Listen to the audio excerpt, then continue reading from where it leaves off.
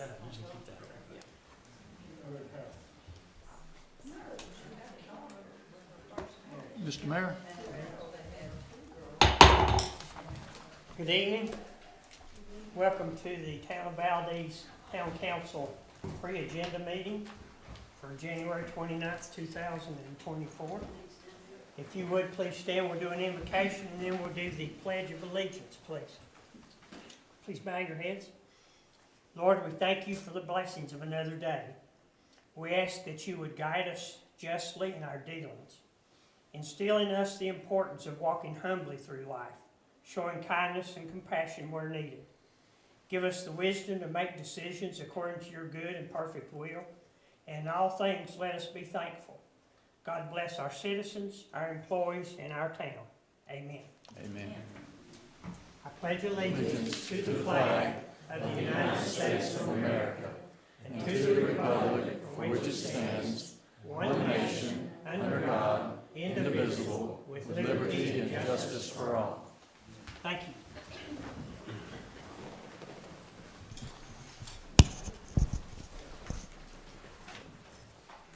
Okay, some quick notes.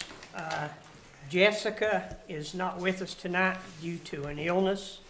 However, the meeting's being recorded, both audio and video, and Jessica is monitoring us on Zoom, so we still have to behave, and she'll take her minutes in that fashion. For the presenters and for council, when you're speaking, please make sure you're speaking into the microphone. Okay.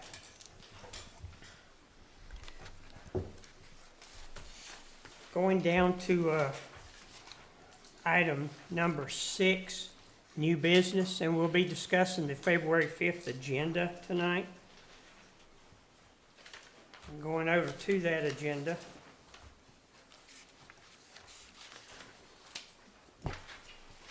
First item under new business, item A, is presentation of the Hoyle Creek restoration.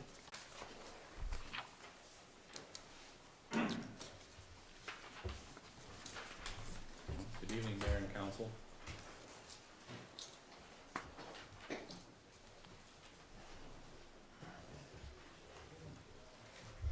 So this presentation this evening and my subsequent one as well are also the exact, with one minor modification. The second one, presentations that were presented to the Recreation Commission this past Monday. So I believe that the manager has communicated those recommendations to you all from the Recreation Commission. That being said, let me jump right in. The Hoyle Creek stream restoration and side path budget allocation. What are we talking about with this? The state in the recent budget allocated $2.2 million to go towards stream restoration and the construction of a side path along the Hoyle Creek area of Lake Road His Drive north of Lovelady that goes out towards the wastewater facility, goes alongside the road towards Strawn High School and out to Lakeside Park. These funds would come from the Department of Public Safety's Water Resiliency Fund. Both the Catawba Riverkeeper and Foothills Conservancy have been in support of this. I've worked with both Alan and Greg Padgett identifying any particular hiccups that they might have. This is simply an agreement, or this is simply a presentation to either accept or deny the funds from the state at this point, okay, for this particular project. The project itself would not require any town funds to be utilized. Okay. So why is this needed? I took some pictures out along Lake Road His Drive recently during some of the flooding we had. Greg Padgett asked me to go out about 3 o'clock in the afternoon there, and eventually did get into the roadway there. So what's the purpose of this? You know, a lot of this is to do with flood mitigation. Okay, we do have infrastructure out there along Lake Road His Drive that could be threatened by some of these flooding events. It's also to decrease the amount of sediment that gets deposited in the creek and then further on into the river. right at the wastewater plant. There's also a desire, while this is being done, to have a side path built along Lake Roadhouse Drive. I know that several folks that are users of that road for both cycling, pedestrian activities, things of that nature. This would move pedestrians off of the road. Currently, the city of Morganton is starting work at Bethel Park, if you've seen some of the news about that. They're doing some stream restoration as well with side path construction, mainly because economies of scale make it an easier and more affordable project to be dealt with. Going down the line, we would potentially have routine maintenance provided by town staff, predominantly Parks and Recreation, but because this is also co-located Wilderness Gateway State Trail, there are state funds available to assist with that larger maintenance items, or with any larger maintenance items. Okay. This also fits into our town's pedestrian puzzle. I know Councilman Mears has been involved with our planning board for a long time and is aware of the Rutherford College Valdez pedestrian plan, Walk RCV, and this side path that's being discussed as a part of this project is identified on page 51 of that project, or of that plan. Subsequently, it also fits within the recently adopted Creating Outdoor Recreation Economies plan that was adopted by the town in 2023. Again, it is part of the larger Wilderness Gateway State Trail, again, allowing us to be able to tap into state resources for any particular maintenance. It's also part of the larger Burke River Trail that would go from Glen Alpine to Roadhouse. Okay. One of the other benefits of this is that we're potentially looking, along with Foothills Conservancy, at being able to use some of these funds as a leverage to have some additional trailhead built at Lovelady, where we are seeing people park regularly, and have something in the more formal sense of a parking lot in that space, as opposed to people trying to park in the grass or in unmarked areas. And that's what I've got. Any questions? David, did you say, will there be additional parking with this funding, this 2.2 million, or is it just a side path that's? The majority of the cost would likely go towards the stream restoration proper. We don't have any engineering really done yet. Catawba Riverkeeper has done some preliminary work with one of their vendors to kind of look at it and see what it might cost to do the project. But overall, the image here of the trailhead parking, that's something that was created by Destination by Design at the request of Foothills Conservancy, as to what we could potentially use some of those funds that they have to maintain and build State Trail, as well as some of these funds out of this grant. It could be used to leverage and subsequently used as matches. Are you asking us to are we making a decision tonight, or we're not? Okay, we're not. This is presentation.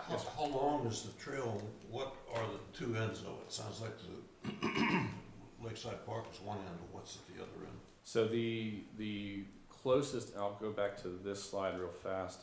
The southernmost point is at Lovelady and Lake Roadhouse.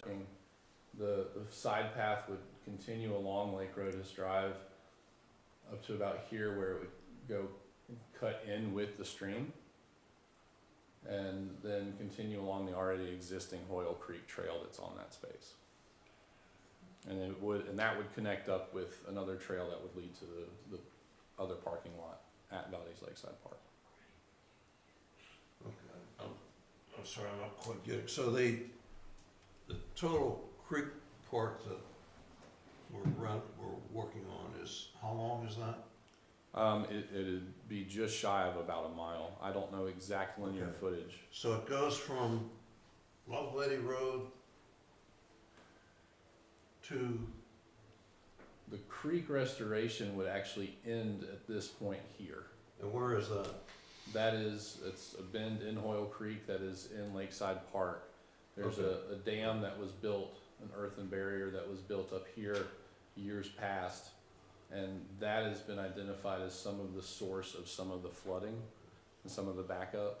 So the idea, generally speaking, again, we don't have a lot of details yet, would be to rework the stream bed, to rework vegetation, replant some growth, provide some riprap and other materials to help divert the water up to this point here.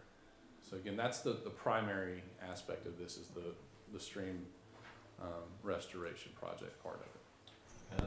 And who owns the property on either side of where this will all take place? This would all take place on Town of Valdez property. Yes, sir. And David, this money came from Representative Hugh Blackwell, helped. That's correct. He supported this in the recent budget allocation. Okay, thank you. Council, any more questions or discussion? Seeing none, the item will remain on the February 5th agenda. Okay. This is meant to be informational, okay? Part of a discussion that I would like for us as a bubble. And it's essentially, it's two pieces. You've got an outer membrane and an inner lining. And the inner lining was replaced by Charter Matrix. It was a pretty poor job. It started falling apart at the seams. And the group WASA, Worldwide Air Supported Structures Associated, I believe that's what it stands for, but they did the work in 2017 to reline it. That was at a cost, both times, for a total of $141,000 roughly. Okay? Town had set aside funds prior to that point. From the point that the bubble was purchased in 2000, every year $5,000 was allocated to go towards helping offset the cost of a replacement or a permanent structure. I've not really been able to ascertain which, but there were funds being set aside. Okay? After those expenditures in 16-17, there weren't any additional funds put aside for any future project. Okay? Part of this also, part of the change in 2016 was also how anchors held the fabric, held the dome to the ground itself. And really since I've been around, both as a coach but also as a staff member, we've had several smaller repairs to doors, to a couple motors, thermostats being replaced, things of that nature to help keep the inflation unit, that is both the air heater and the blower that keeps everything up, is all enclosed in what we're calling the inflation unit. And that has been really kind of the headache lately, but we'll get to that in a second. Facility hosts the following programs and swim teams during bubble season. We have Excel Aquatics, a USA swimming program. It's a year-round program. Both John and East Burke High School swim teams host practices and meets there. We have Special Olympics practices when there's a Special Olympics team in Burke County. There hasn't been one since COVID. They're looking to come back. And then I'm involved with coaching a master's swim team there as well. Okay. Again, when we're able to, we have swim lessons under the bubble. We do public and private parties, which generate a vast amount of our revenue during that time. We have aqua-size classes that really are a great benefit for a lot of our folks who can't use a traditional fitness center. We also do special events like senior games, swim meets, water safety classes for Valdez Elementary School second graders, and lifeguard trainings. And usually after the high school swim season's finished, we allow kayak rolling. People can come in and practice rolling their whitewater kayaks and things of that nature. All of that makes for a great year-round wellness and recreation center and amenity for people in our town, but also in the region. It is a regional draw. Okay. Just a kind of a glimpse of the take-up or the setup and takedown. It requires a lot of manpower. We generally, as a staff, prep for several days beforehand, before the actual bubble day. We can generally get the bubble up and inflated in about 3 hours if we're hoofing it pretty well, but it still takes several days after the fact to get everything situated as we like it. Similarly, for coming down, it goes about the same way. We take it down, we put it up, and it takes a couple days to get everything back to where we want it to. You'll notice we do have to rent, so where did my thing go? We do have to rent a larger forklift than what the town has in order to deal with the bubble when it's on the pallet. You'll notice all the gentlemen, all the bridge crew folks lined up along the bubble there as we're getting ready to pull it out. And then again, on the other side of the pool, you'll see that in that far left picture, that is us unrolling it. It comes, basically roll it up into a giant, lack of a better term, burrito, and then roll it off the cart with a lot of manpower. You can see our town manager, our assistant town manager here in the upper left picture in the blue shirt helping us out and rolling it. So thank you, Doug. Again, it's usually about a week-long thing for us to do. So recent problems that we've run into. And really since the end of the season last year, we started having some concerns with the heater in the inflation unit. First, we thought it might just be a pressure switch. We were having some difficulty getting the burner to ignite. That was ruled out by HVAC. When we did take the bubble down, we did have contractors come out, look at it, see, okay, what are some things we can do to try to prolong this life, knowing that the inflation unit is an item in my capital for this coming budget year. The burner lasted this year until about mid-November, when Alex, our aquatics and fitness director, went out to the unit after noticing that it was just not pushing a lot of air, and discovered the crack in the exhaust blower for the heat exchange that you see in the middle picture below. Okay. But prior to that, on the 21st, on November 7th, we had a dry rotted area of the bubble ripped free of the anchors, and that's indicated in that top picture. After consulting with some specialists on air supported structures, we identified a fix that we could do in the tears. We really are pretty certain that that is in the exhaust blower if we had to use it. But I think Mayor Watts could attest to, when you turn on a high heat unit and it's burning orange versus blue, it's probably not running as it should. And that still maintained a bit of concern for us regarding potential carbon monoxide into the structure. So again, really looking at points for discussion, there's been mechanical maintenance and repairs that have led to shutdowns or less than ideal operating conditions for a number of years. That's led to some cancellations of programs. I know during the campaign there was discussion of cancellation of swim lessons. Largely that was because we didn't feel we could keep the air sustained at a temperature that would be comfortable for kids. The bubble itself, as we've just talked about, is showing rot and wear in various places. And at 23 years old, it's well past the 10-year lifespan. At this point, I certify it if they were to be responsible for it. They're not. They've certified it one time. That's been a point that we've had a discussion over in the past, if that required annual certification. But they said that they would not have recertified it after year 10. So the question remains, how do we continue to operate year-round in a post-bubble situation? So let's talk a little bit about this. Possible solutions here. The first one, replacing the mechanical cabinet. Again, I didn't want to edit this too much from what I had used for the Recreation Commission, but I think we're kind of past this as a potential solution at this point. That budget cost would have potentially been anywhere between $170,000, $190,000. That just depends on the vendor and how much it would cost for local contractors to perform some of the work. It would give us a new mechanical closet, but here's the thing that would be really important and pertinent to this, is that it takes 20 to 24 weeks of lead time before we could even get a unit.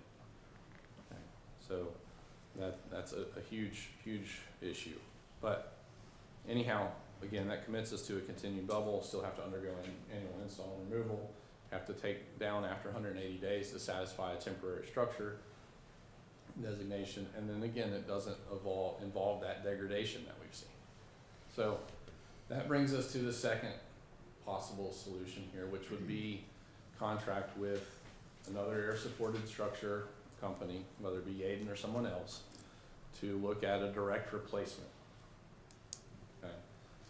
Yaden has quoted us $421,000, give or take, depending on a few of the add-ons or lack thereof, and that would be certainly, I feel like, the most budget-friendly in the meantime, but I don't think, and I realize I used the word economical on this slide, but I really don't think it is the most economical. Because we would have to be in the same situation in the next 10 years.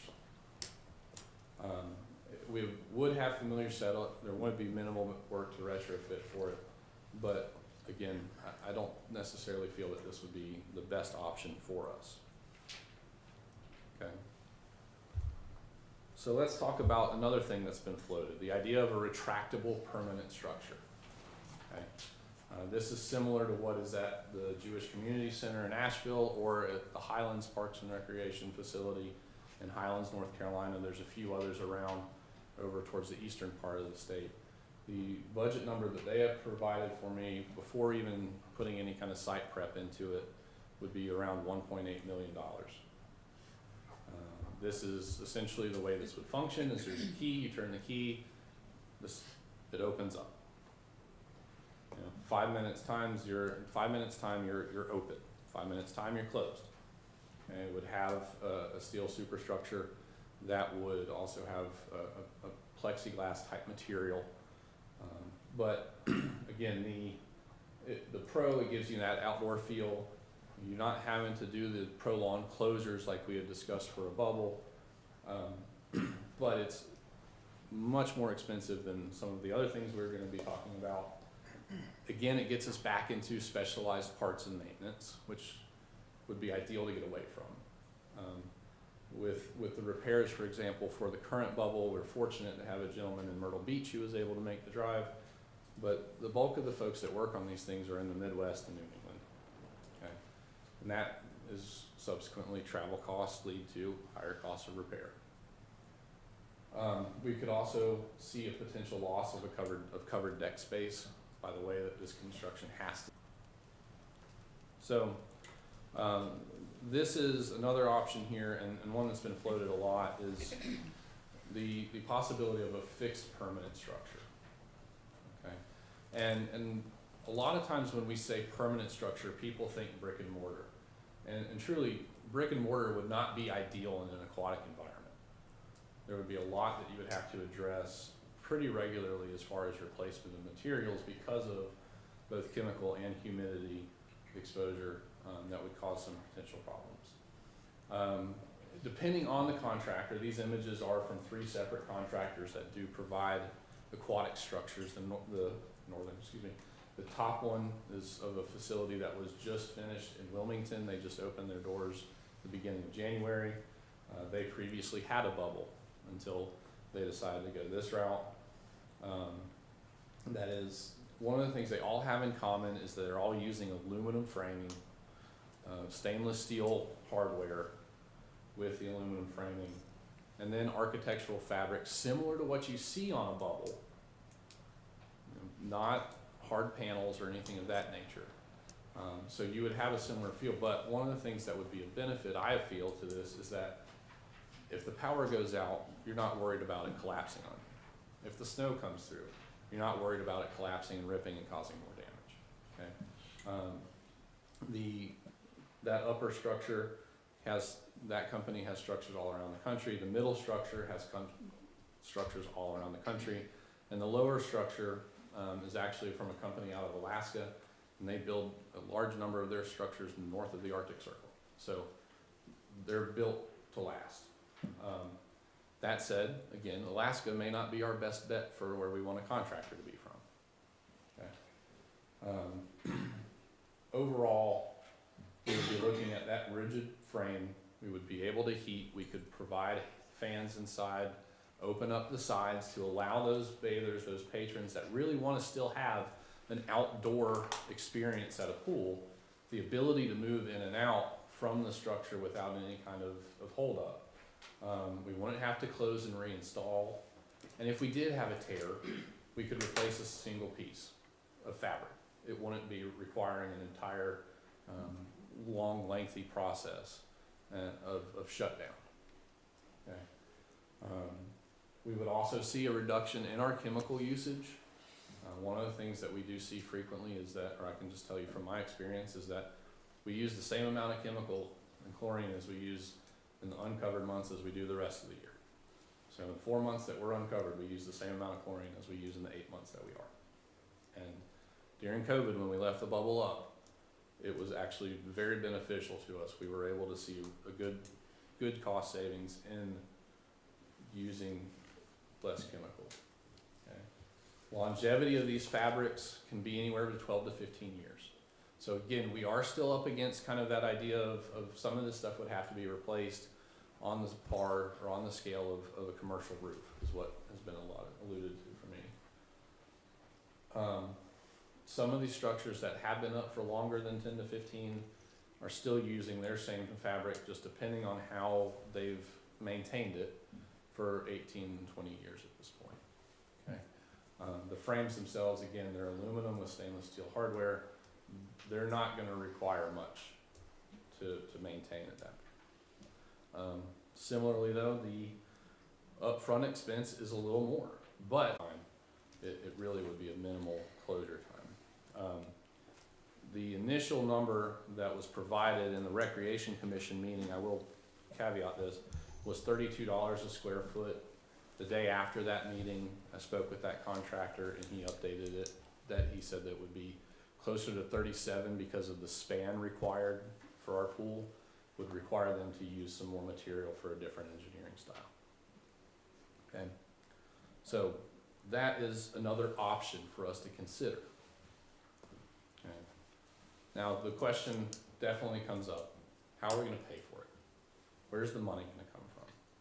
And there are a few things that we've already kind of kicked around. We know that there are individuals in the community that would be willing to help defer some of the cost. Not all of it. I don't necessarily feel that it should be entirely donor-led, but they would be able to assist with some of the funds. Okay. We also know that we're getting into the midst of a fund grant funding cycle right now, with grants being due, or grant applications being due in May for one particular grant, the Accessibility for Parks grant, which would offer us a 1 to 5 match, with $500,000 coming back from the state potentially. So if we were to allocate $100,000 as a match, then we would be able to receive $500,000 back from the state, assuming we were to receive that grant. Now, part of grants we've also used here in town, the Parks and Recreation Trust Fund grants, those are 1-to-1 matches, again with a $500,000 max from the state. I think in this case, the AP match, the AP grant would be a much more palatable grant for us. Work done on any potential site prep would be able to count as that match. We wouldn't have to have it strictly as cash and escrow or anything of that nature. Okay.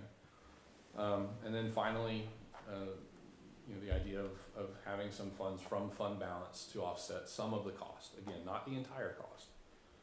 That's not anything that we're advocating for. And I believe we could actually make this happen without that. But I feel that some skin in the game from the town would be very attractive to some of our potential donors as well. Okay. And that's really where I leave it as discussion points. I've tried to provide some good options that we don't need a Taj Mahal. We need something practical that we can maintain that will fit well in our environment and meet our needs. And that's what I feel I'm trying to present to you all as best I can tonight. Okay, questions, council? David, what's the safety issue right now if we even tried to inflate the bubble at this point? I mean, how safe is it? At this point, when that last deflation happened, or when we took it down on the 20th, I do want to stress, anytime it has come down, it has been under control when it has come down. Okay, we didn't really have control on the 27th, or the 26th, because we couldn't keep it inflated at that point. But with the tears, we brought it down safely, with staff helping us, making sure that things were where they needed to be to prevent any injury or other types of damage. Okay. At this point, during that collapse, or that controlled descent, we can call it, I guess, deflation on the 20th, There was a eye bolt on the deck that snapped, leaving a guide wire loose, and that was cause for some pretty big concern. That was part of why we needed to, or why we were requested to receive an engineer's report or a manufacturer's investigation report before opening again.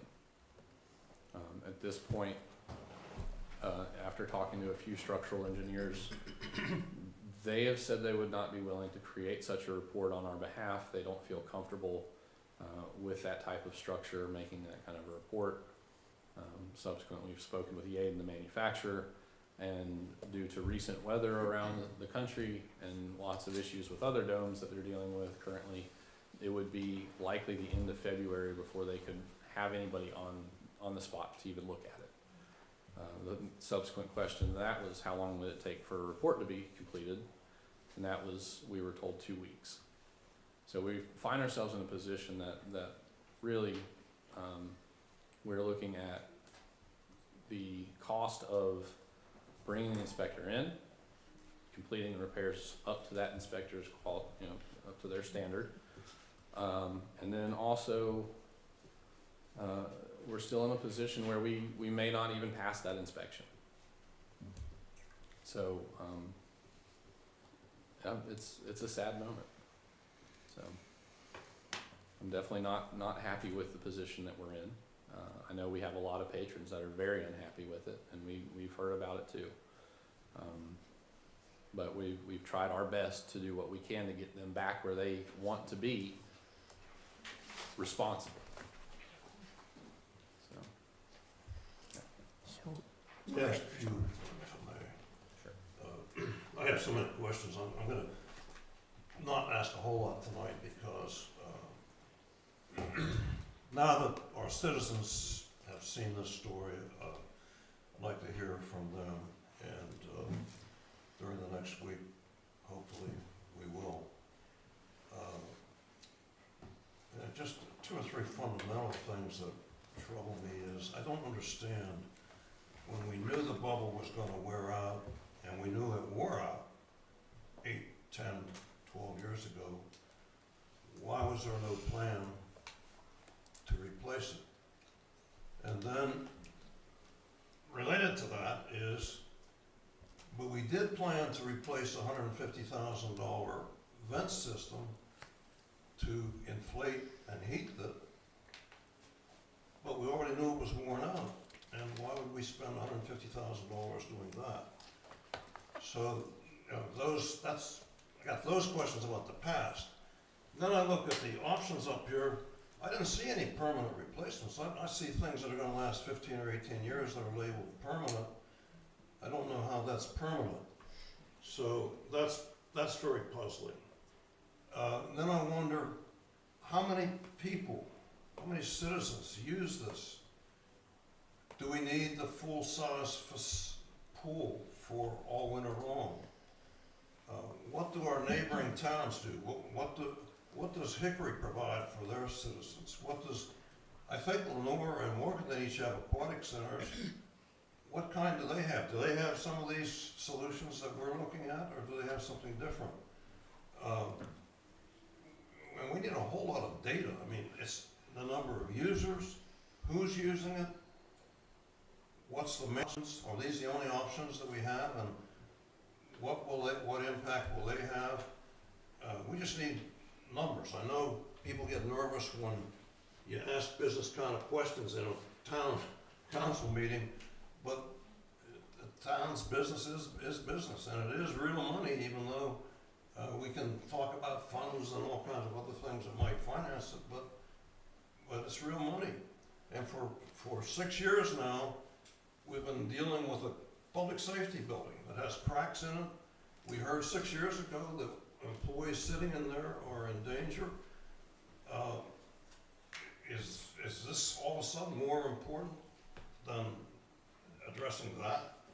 I mean, those are the kind of questions that I think we need to ask as council members, citizens need to ask. We're not taking public comments tonight, but next Monday night we can have public comments. But there are hard questions, and I think we just need data.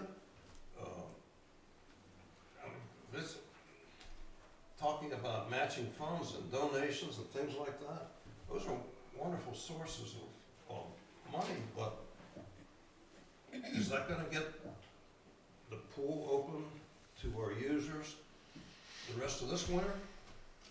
Will that all be in place so that we can have the pool open next winter?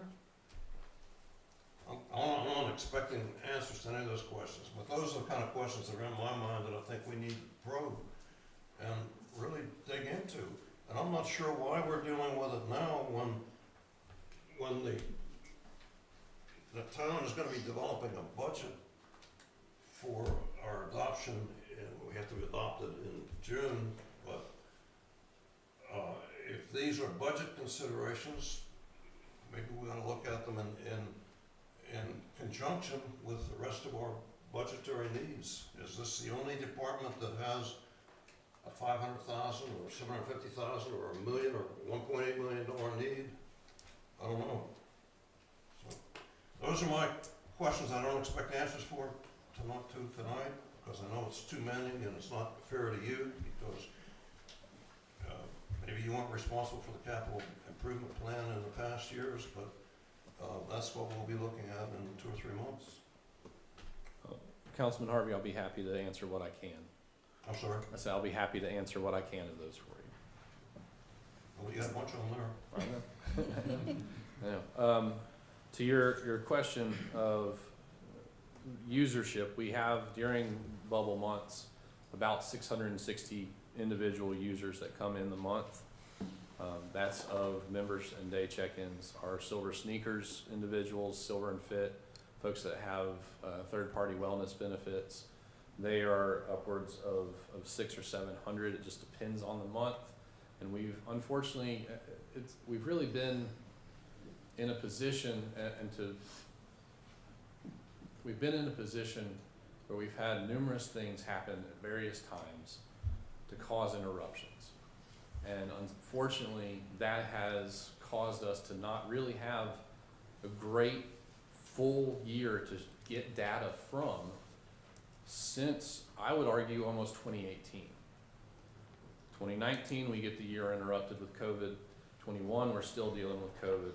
22, we go into as a pretty decent year, but we're also going to be dealing with renovations at that point, so not full usership. And so coming into 23, we were hoping we might be able to have a better year, that we would have some more firm data on that kind of, what our current revenues are and things of that nature, what each program can bring in for us. But also the way that our budget and revenue lines are structured, it's very hard for us to break them out into Aquatic's specific lines. But we'll try to get all that together as best we can to make sure that you have the data.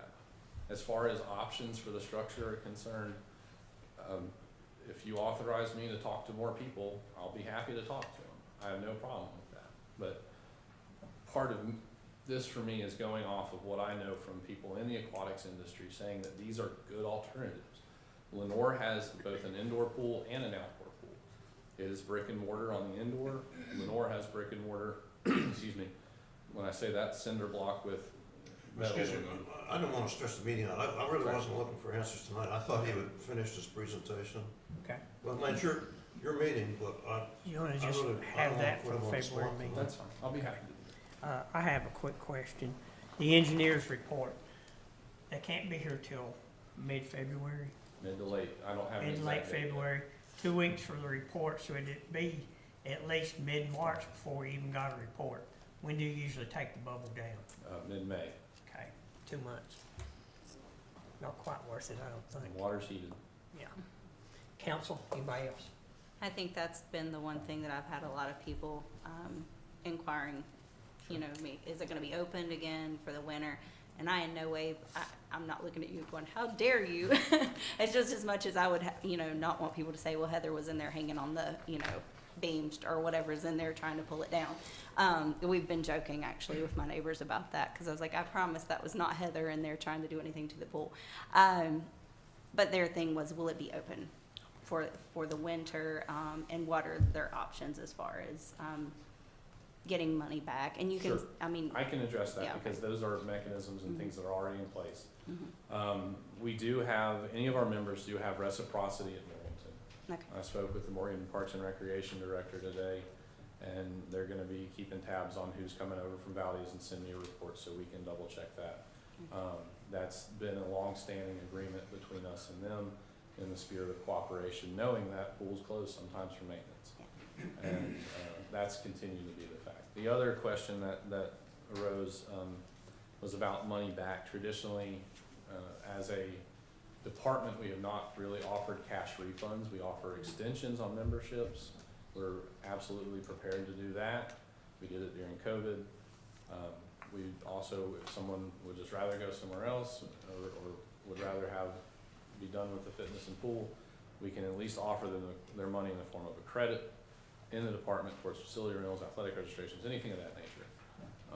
And then truly, if it really find no middle ground, then we might advocate for a refund of that. if it were me, I would say keep the money, extend it, because you would wanna see the, whatever needs to be built. And taking money from it's not gonna help anything. Do we receive any type of funds? Another question I had from the community was, do we receive any type of funds from the Burke County Schools or any of these other entities that use the pool? Sure, yes.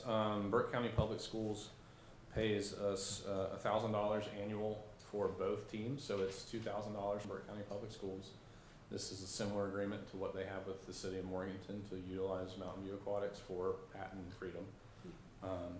That was done, again, with coordination between the two departments, not making it a sport that one can afford and another can't. Excel Aquatics, this is, again, it's a private coach-owned club. They pay rent. All of their members, all of their swimmers have to have a membership with us. So they are paying for space. Anybody else? Okay. Seeing no further questions. Some guidance from council, what they would like staff, how they want, one back a couple years ago looked at it, do we want him to look at it again and follow up with his old reports? Do we want to go a new direction and do the RFQ process? How in-depth do we want that to be? That kind of thing. So that's what this is on here for. Just, we know we gotta make some movement on this project, but how does council want staff to proceed with doing that? Okay. So, I don't know if that's what we discussed tonight or how you want to handle that. Council, what's your pleasure? Any recommendations from Mr. Steen? I think we need to evaluate where we are and how do you want to do that, either through a new architecture engineering firm, which we'd have to do an RFQ for, or to authorize us to go back to the original engineer for an update of his report and just see, and then we need to know the scope of that. And so again, you don't have to decide anything tonight. It's just, we're taking a chance to preview, let it go through our noggins for a little bit, and then give us some guidance on the 5th. But again, you got a couple of options, and I know everybody has intensely. Quotations from architectural and engineering firms to do a complete evaluation and for rebuilding the existing facility. Could we have that as part of the agenda package for the February 5th meeting, so that the council can review that?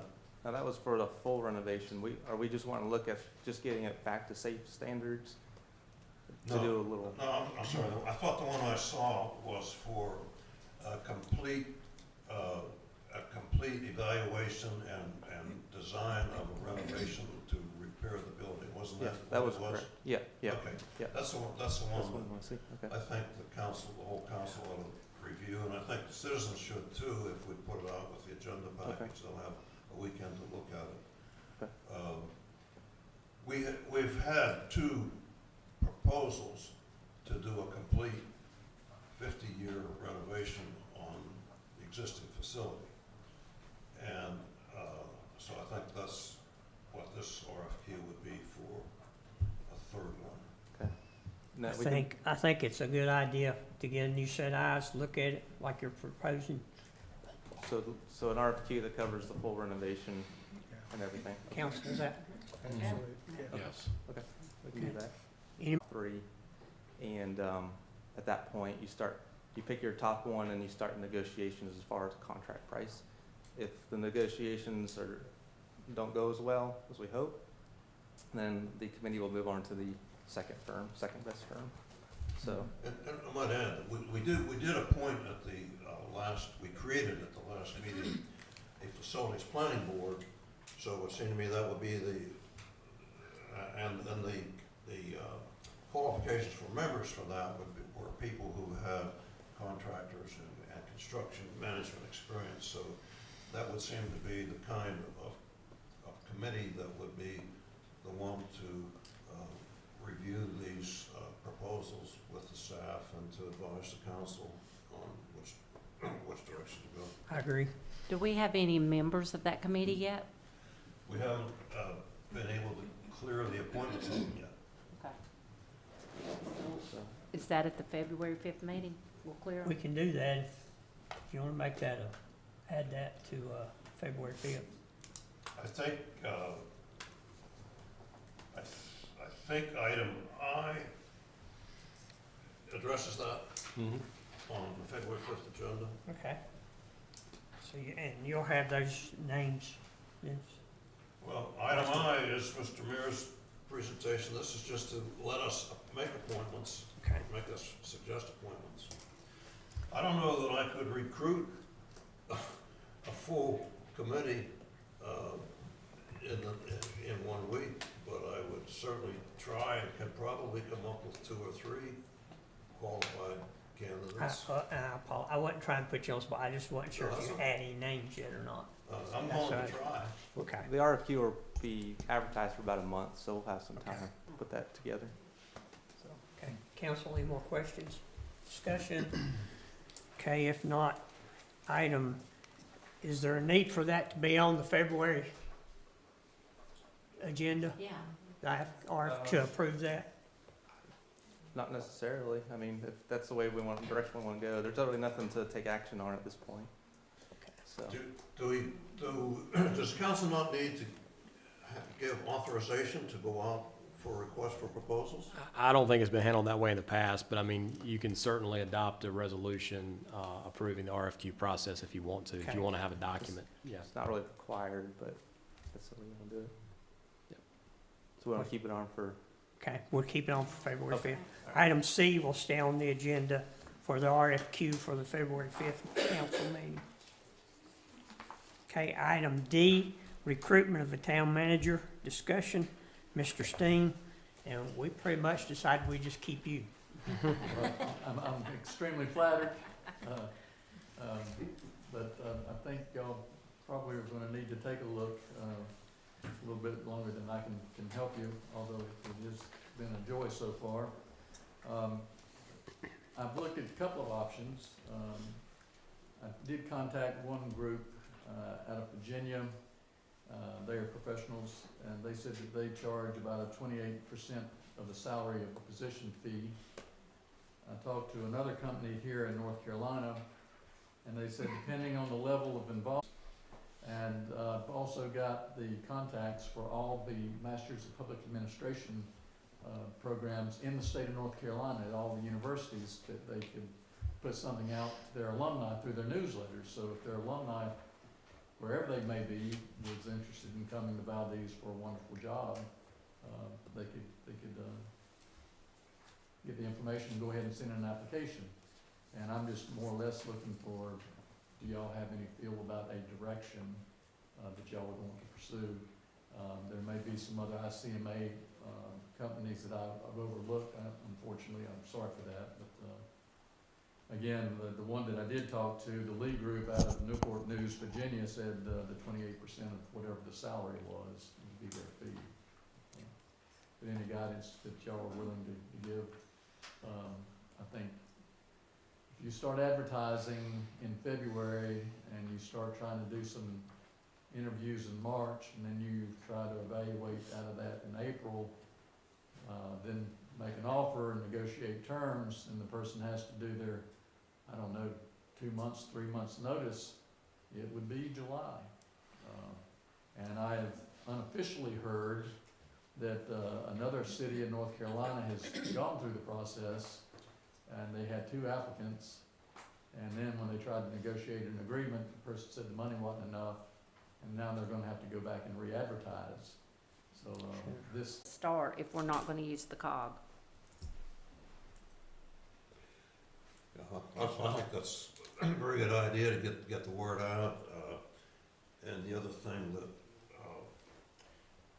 I've learned in using search firms is that there are different levels of support you can get from search firms. And especially, we're in somewhat of a unique position as I was a couple of times with search firms where in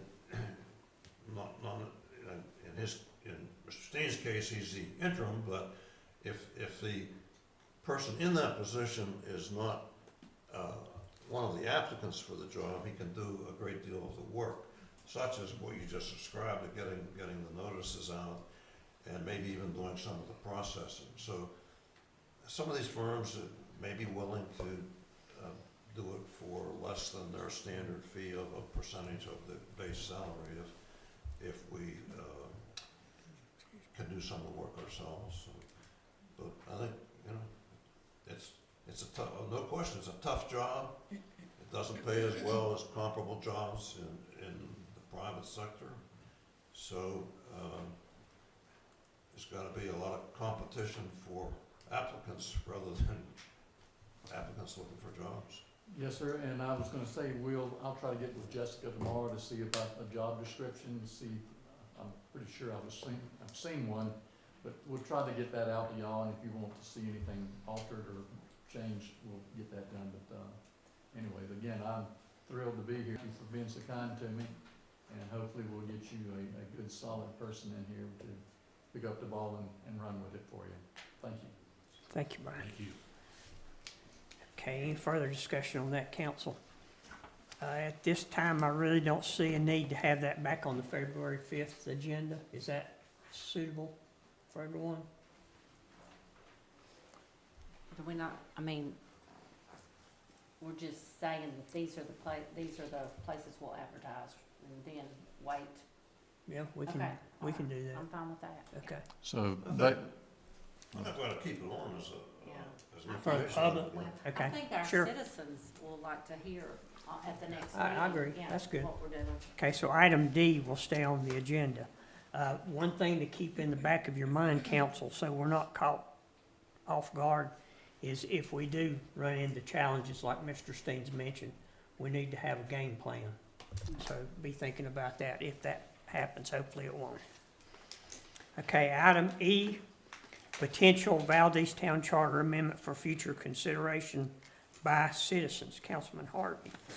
I intended that one just for mayor on 2-year terms. And yet, only 3 council members lost, so the other 3 remained. And, maybe there's some advantage to having the entire council run for office every 2 years. And if the citizens have voters' regret about the last election, they have the option of changing it. So that's just something I would like citizens to think about. I'd like to keep it open and not take it off the agenda, but just keep it out there. When we get into strategic planning again in the future, like next year or in the fall, whenever we do it again, let's just put that out as one of the options. Okay, council, any questions for Councilman Harvey? Hearing none, then item E will stay on the February 5th agenda. Item F, consideration of approval of contract for Old Rock School renovations. Good Ma'am? evening, Mayor and Council. Just to give you just an update on the project itself, On December 14th, we hosted a pre-bid meeting with 4 different construction firms, Gibson, Beam, Houck, and Moss Marlowe. We toured them through the Old Rock School and went through outlined all the projects and the construction portion throughout the building, the auditorium renovation, the front lobby renovation, the rear exit doors, the 3rd floor renovation. So went through and just toured them through the building, answered all the questions that they had, and this was with Mark Seeley from SGA Architects.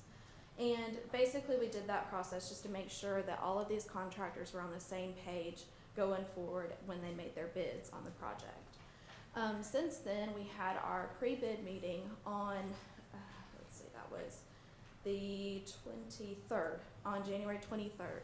At that meeting, we had 2 construction firms show up to present bids. Those 2 contractors were Gibson and then also Houck Construction. So of those 2, since there were only 2 present, we were not allowed to open the bids. So we had to return the bids to the contractors and advertise the whole process again for a week. So we are having our second bid opening tomorrow at 2 o'clock for these contractors to return. If during this meeting we just have 2 contractors present bids, we will be allowed to open them and present them at the February 5th meeting.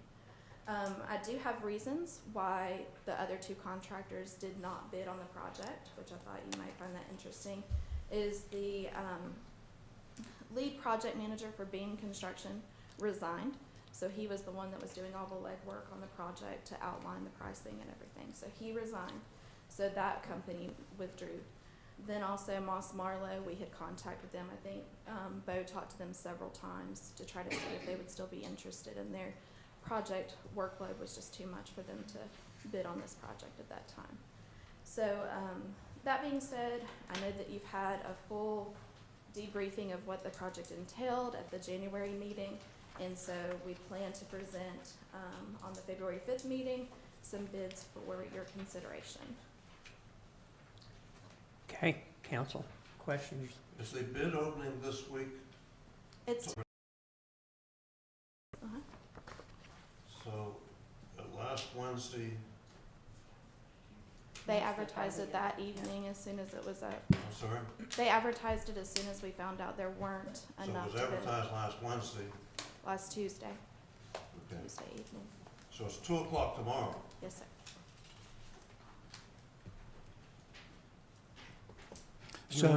So you don't know who's coming to the bid process, is that correct? You just open it up for people to come? Well, they have to attend the mandatory pre-bid meeting that we held in December. So we know it would have to be one of the 4 contractors that had attended that meeting. Okay. Marissa, do we know, have 2 of the contractors said they will be there at the meeting? Have they RSVP'd the fact that they're gonna? Yes. Okay. I mean, based on our conversations with them, they definitely want to bid on the project. So we do think that And this was Gibson and Howell will attend the meeting tomorrow. Those 2 that you mentioned, Yes. Gibson? Okay. And then the other 2, we did contact them again to tell them that there was an additional time if they did need another week to get any final numbers together to present a bid. So you'll be able to present this to council Monday night, the 5th? Yes, sir. Okay. Actually, I'll be here for questions as well, but Mark, the architect, will present that. Mark Okay. Seeley. Council? What's the process for, let's say there are 2 bids, what happens then between then and next Monday night? Well, we will put together a presentation and present those to council for your review. Who's we? I'll help in assistance with Mark Seeley, the Sorry? architect. Mark Seeley, the architect from SGA Okay. that's been hired for the project. So the architectural firm will decide which is the better of the 2 bids? They'll offer a recommendation. But you'll see the documents and everything from their bid process. Anybody else, council? I'm glad that we have Yeah. at least 2 firms that are willing to bid on the project. And we're kind of in an in-between spot. It's a bigger project, but not quite big enough for some of these Yeah. others, so, I'm glad that we had 4 show up for the pre-bid. Okay, council item F will stay on the agenda for February 5th. Thank you, Marissa. Item G, fiscal year 24-25 audit proposals and approval of fiscal year 24-25 audit contract. Mr. White. I'm gonna take one step back for a second, just so there's no confusion. The bids that are being opened, legally, we have to accept the lowest bidder. So unlike the RFQ process, construction bids are the lowest bidder. What the architect's job is to take those bids back with his team and to review them, and make sure they're meeting all the specs and all the requirements, because they could be the lowest, but they could be missing something in their bid, right? So that's why they take that back and review it in that process. Then they'll bring it to council for recommendation if that low bidder meets all those standards and specs that were outlined. Okay, good So, deal. just make sure. Good? So where do we stand with this? Are we going out for proposals, requests for proposals?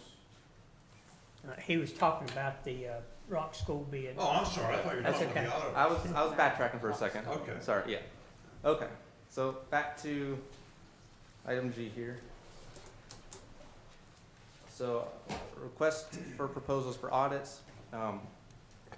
So about every 3 years, you go out for requests for proposals, and that's what we have done now. So I've got a quick presentation about that. First, I wanted to go over the structure of audits. What are audit services? Because if we think about audit, we think, okay, are we counting the money right? And there's any fraud, right? Well, it does cover those things, but there's more to an audit than just those. So, audit service includes a couple different items here that are outlined. This is an examination of financial transactions and processes. Are we accounting for the money correctly according to GASB rules, state laws? There's a couple different factors that go into that. The auditor reports to the Local Government Commission, or the LGC. We've heard that term. They're kind of the guidance here in the state of North Carolina. But the auditors give an annual financial information report that we call the AFIR for short. And they also do a data input worksheet for the LGC. And then they go on to do the financial statements and the audit that we have, that booklet that we get. And then note disclosures as well per GASB 34. GASB is a guidance on how statements are written so that one town does the same thing as the other town. Not everybody's doing their own thing, because then we couldn't really compare, right? So that's kind of the guidance there. And then the auditor does federal and state award compliance testing. So any grants we get, whether it be federal or state grants, they have what they call yellow book audits. That's an old school term. But they go back and make sure that we're complying with those grant requirements and accounting for that correctly. And then they compile all this, submit it to the LGC for their review and approval. And then once the LGC, their staff reviews everything, make sure everything looks good on the auditor side. They also review it for performance indicators on our side to see if we're lacking any deficiencies. And then they approve it. And then once they get the approval, that's when the auditor comes before council and does their presentation. So that's kind of the whole process of what their contract covers. So proposals, I advertise across the state. I've found they have too much work already. And then I've got 3 that did provide us a proposal over the next 3 years. So contractually, we only do 1 year at a time, but because of the time and investment by their audit team, they spread those costs out for 3 years is how they do that. So you can see the highest one there, RH Accounting down in Lexington.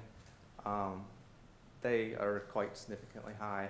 That includes some travel fees in there and stuff. Then we had another 2 here that were kind of within the range of each other. So this one here, Misty Watson, I'm not too familiar with her. She seemed to be a 1-2 person operation. The reason why you see 16,000 and then in parentheses 16,100. In her proposal, she proposed 16,000 for the upcoming audit year, but in her breakdown of the audit costs, her math was off. at 16,100. So I wasn't, The math was off. yeah, so that was a little concerning with that one, that the math was not working out correctly. So due to that and some other like little error, like misspelled words and stuff in her proposal, the recommendation from staff or myself is the current auditor that we have, Louder Milk and Church, at $17,900 would be the upcoming year, but over that 3-year span it'd be $56,000. So it's $110,000 less than RH Accounting, which is good, and just a few thousand more than the other firm that we're not too familiar with on that. So that's, you know, obviously no action is being taken tonight, but that would be the proposal that we would recommend, or I would recommend the council to accept. And then at the March meeting, we would approve the contract, the 1-year contract for the $17,900. And they've done a good job for us. I have no issues with them. One thing to keep in mind, if you do switch auditors, that's why it doesn't happen very often.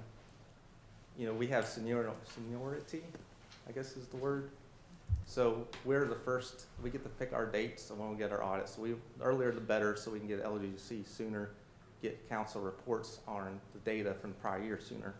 When you get with a new audit firm, you kind of get at the bottom of the list because you've got to work your way up in that seniority. So by switching, we're going to kind of shoot ourselves in the foot there too. So that's my hesitation there. With not much money difference, still recommending stick with who we got because it's working good. So any question? I'll be happy to answer any questions. Council? What are the other towns, other municipalities that those two firms audit? What are they? Yeah, which other municipalities do the two Good question. lower ones? So Misty Watson, we would be the biggest town she would have. She doesn't have too many clients. We would be the biggest municipality. She did land Mitchell County last year. It was her first year doing Mitchell County. And it's because Loudermilk turned down Mitchell County because they had too much work. So I guess she got the bid on that one. But she only has 2 other towns and then Mitchell County, and we would be her biggest town that she would have. And then she has some other like ABC boards, some smaller entities like that. So Loudermilk and Church, they do Burke County, which was great because we have to coordinate with the county on our audits. So having the same auditor really is beneficial because it's pretty seamless there. And they do some other towns such as Maiden. And there was quite a few lists. I'll be happy to get that list to council out so you can see that. But I can't remember off the top of my head. But it is, they've been doing it for a long time. So they have a good reputation. They have a bigger staff too. Okay. Any other questions I can answer? Council? Seeing none, then item G will stay on the February 5th agenda. Okay. And I'll send that list out tomorrow for council to see. Sir? I'll send that list out tomorrow. Okay. Yep. That all, Mr. Councilman Hardy, is that okay? That'd be fine. Okay. Thank you, Bo. Okay, item H, consideration of approving resolution for the sale of town-owned property on Fat Avenue. Mr. Weichel. All right. So back in December, we got a offer at 118 Fat Avenue Northeast for purchase for $8,500. So what this item is on the agenda for is it'll be a resolution authorizing the upset bid process for this piece of property to sell it. So that's what this is here. The gentleman has given his required deposit to start that process. So once council approves that resolution, then we start the upset bid process, which basically is advertising for 10 days, waiting for someone to upset that bid. If they do, then we go through the process again. If they don't, then it comes to council to finalize that sale.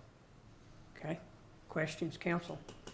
Yeah, will you, Property owners were killed in a car across from Children's Park going up the hill. So after a couple of years of code enforcement issues, we did a minimum housing and determined that the property had deteriorated to a point, and we wanted to start a condemnation process. So we started the condemnation process in 2012, and with like everything else, you know, it takes some time to get things done. So the property was actually ordered condemned in 2013, and which the property owners, or at least the family members, would be required to do. They never undertook that activity. So staff came to town council in 2014 and requested the funds to tear it down.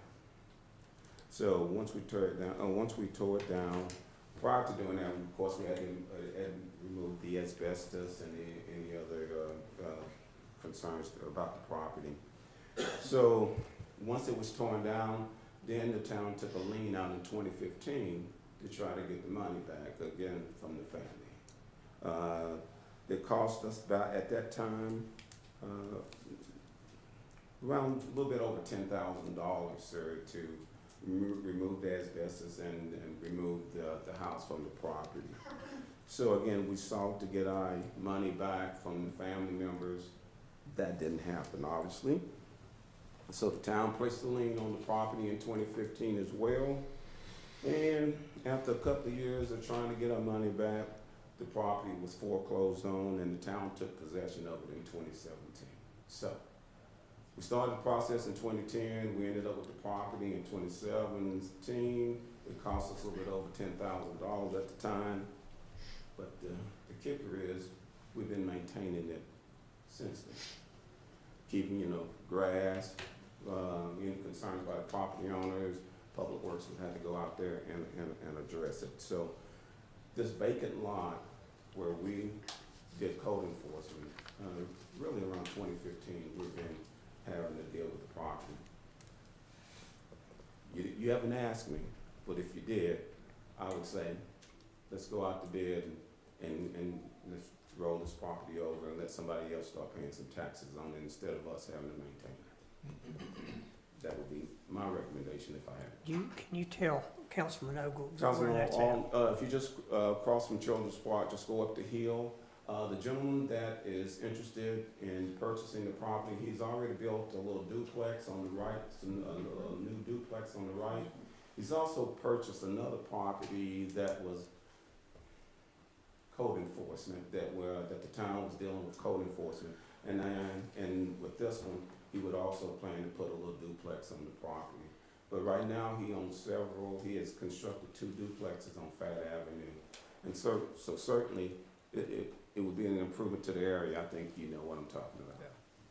What's the address? The address. Okay, hearing none. Item H will stay on the February 5th agenda. Okay, item I, consideration of amendment of the Valdez Town Council Rules 31 and 32A of the Rules of Procedure and amending Section 2-1021 of the Town of Valdez Code of Ordinances. Councilman Mears, sir.